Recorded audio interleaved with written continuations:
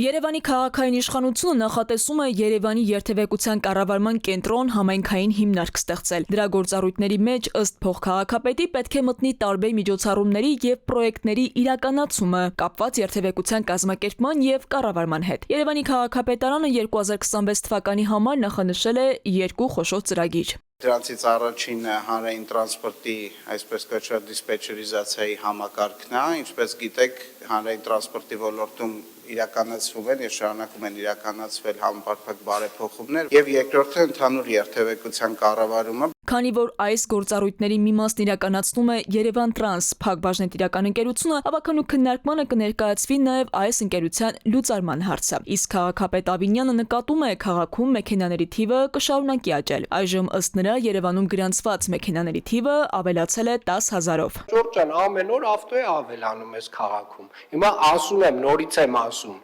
նաև այս հիմնարկի աշխատանքի արդյունքում մենք գալու ենք վերլուծություններով ավականու նիստին ներկայացնենք տարատեսակ ավտոմեքենաների համար սահմանափակումներ։ Էլի այս ամբիոնի մոտ ես պատկերացնում եմ ինչ հարցադրումներ են լինելու, ինչ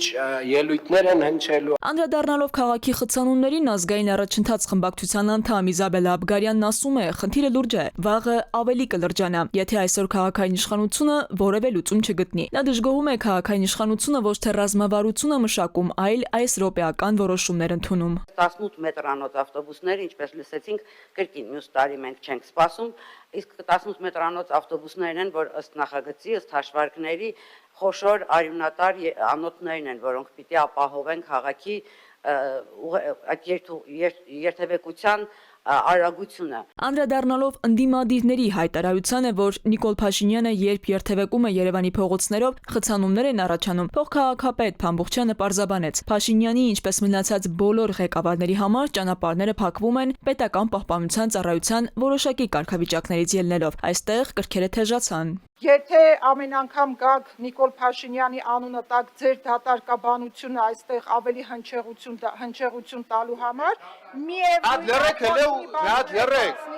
Պարոն Սուքյասյան, լռեք մի հատ։ Իմ համար դատարկաբանություն է։ Դու կարող եք գալ այստեղից ինչ-որ բաներ ասել, նա դատարկաբանություն է, բա ինչ եք ասում։ Քաղաքապետ Ավինյանի խոսքով հաջորդ տարվա առաջին կիսամյակում 45 նոր ավտոբուսները կհասնեն Երևան։ Ասաց, որ գնելու են 12 մետրանոց 45 տրոլեյբուս, ինչի կանխավճարն արդեն փոխանցել են։ Դրանք գիծ դուրս կգան հաջորդ տարի առաջին կիսամյակում։ Իսկ հաջորդ թիվ պլանավորում են ձեռք բերել 250 հատ 18 մետրանոց ավտոբուս։ Քնարիկ Պետրոսյան, ժամը լրատվական։